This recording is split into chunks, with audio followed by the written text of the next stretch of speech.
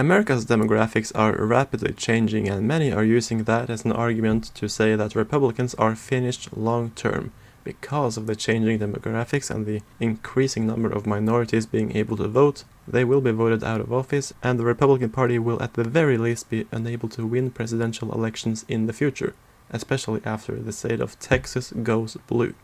But is this really the case? Are Republicans really finished long term? And the answer to that is, well, both yes and no. And let me explain why. I'm going to talk about several states today, and we are going to start with the state of Florida. Florida is a great example of a state that has been growing. It has consistently Republican governors since 1998, when Jeb Bush was first elected. A brief pause in 2009-2010, when Charlie Crist, the governor, became an independent while he was running for the Senate, but it has only been governed by Republicans otherwise than that, as long as I have lived, really. And unlike other states that have been growing rapidly, like Arizona, California, Texas, Georgia, Florida has actually remained Republican, or Republicans in the state have been able to keep up in voter registration compared to the Democrats, and typically, in a state that is prospering, more Democrats are moving in, and minority communities are growing, there are more younger people, and it's all favoring the Democratic Party. But Florida has been different. Yes, the county of Duval has just flipped for the first time, but still Florida seems like a Republican-leaning state for the moment. But winning in the traditional king of the swing states, Florida, is not going to be enough to alone win the Republican Party presidential elections in the future. Just take a look at this. In 2004, Republicans won Texas by more than 20 points, while Democrats won in California by less than 10. In 2020, it has completely flipped. Democrats win in California by nearly 30 points, while Republicans are down into single digits in Texas. Only 558 was Trump's margin of victory in 2020, despite turning many counties in the southern portion of the state far in the Republican direction. And mostly this can be attributed to the suburbs. The suburbs have not only been trending Democratic, they have also been growing, they have also become more diverse, and in the case of California, many suburban Republicans have been moving out of the state, many companies have been leaving to places like Texas, Florida, Arizona, and Georgia, because, it has been easier to do business there. California have had many Republican governors throughout the years, and in 2018 was actually the first time, I believe ever, that the Democrats won 3 gubernatorial elections in a row.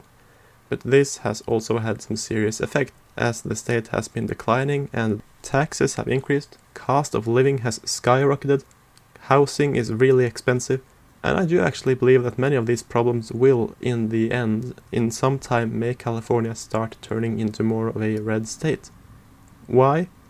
Well, I think that for many people it will reach the boiling point soon, and the more people struggle, the more they struggle economically, the more I think they will start voting Republican again. Georgia is more of a sad story, because Georgia was meant to be a safe Republican state. In 2004, Bush won it by 16 points. In 2008, the Democrats had done extremely well in voter registration, and they got it within the single digits. Actually, Obama only lost it by 5 points. It widened a bit in 2012, but was again in 2016 in the 5-point range, and then Democrats won it in 2020. As you might be able to see, between 2004 and 2016, Republicans don't really do a lot to make new voters vote for them in the state of Georgia. They are, however, doing it in 2020, but by that point it is already too late and Democrats have caught up. As long as the state of Georgia is governed by Republicans, it is going to be an attractive place for businesses. It is going to be attractive for the movie industry and for people to move in and start their own business. And unless Georgia suddenly becomes controlled by the Democrats, it is going to continue to shift Democratic. Because the high quality of life provided by the Republican governors and other elected officials in the state of Georgia has simply made it too attractive to young people and to liberals. The next state is very different, and this is the state of Arkansas. Now, unlike Georgia, Arkansas is a very affluent white state. Of course, Arkansas is in the inner south and used to be Bill Clinton's kingdom. The election to the left is from 1996. Year 2000 was not the first time it voted Republican, but it did mark the beginning of a strong shift towards the Republican Party that really culminated in 2008, when the losing candidate John McCain managed to double Bush's margin in the state. Of course, this was mostly because people did not like Obama, who defeated Hillary in the primary, but the fact that it continued after this, even in 2016, does speak volumes. Republicans have been gaining the new votes, and 2020 was really the first year in a long time that Biden actually gained raw vote compared to the Democratic candidate in the last election. I also want to put some of your attention to this map, because this is the Democratic primaries in 2008. In the South, you see that states in the black belt vastly vote for Obama, while the yellow states, states like Arkansas, Tennessee, and West Virginia, which are affluent white, and the vast majority of Democrats in those states are white Democrats, they vote for Hillary Clinton. Also, very Latino-heavy states like Florida and Texas vote for Hillary. And this is very interesting because it also sort of shows what states are trending more Republican and what states in the South are trending more Democratic. The purple states, at least in the East, are becoming more Democratic, while most of the yellow states are becoming more Republican. These are states where there has previously been a lot of white Democrats, but they have abandoned the party and shifted to the Republicans. The next state is the state of Ohio, and like Florida and Arkansas, it is really a sign of relief for the Republicans. It has been a swing state always, but then Trump suddenly won it in 2016. Not because very many Republicans turned out, but because the Democrats had their worst election in the state since year 2000. I mean, the raw vote total that Hillary Clinton got in the state was ridiculously low, much lower than John Kerry, much lower than what Obama got in any of his runs. It was simply embarrassing. Despite of this, Republicans have not won the county where Cincinnati is located in the eastern part of the state since 2004.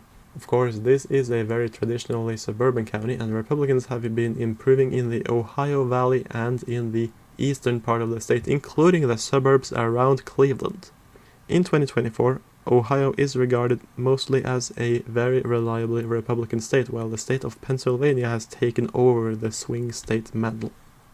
Speaking of Pennsylvania, the state of Pennsylvania voted Republican in 2016, and before that had not done so since 1988. However, it has mostly voted Republican on the Senate level during the last half century. Actually, Bob Casey Jr. is the only Democrat to win a full term since at least the 70s in Pennsylvania. Today, we all know that Trump did very well in the western portions of the state, but these counties also voted for McCain and Romney, just not by the same margin. Looking at the development of votes in Pennsylvania, it is really shaping up to be an important swing state in also the next cycles, even though overall it might show signs that it is trending towards the Republican column. So what does all of this mean? Yes, there are still states moving towards the Republicans, but they are maybe not enough. And in order to win in the future elections, Republicans need to hold on to states like Texas and probably also win back states like Georgia and Arizona. And to do this, they have to appeal to suburban voters. The most obvious solution to that might be to moderate their positions.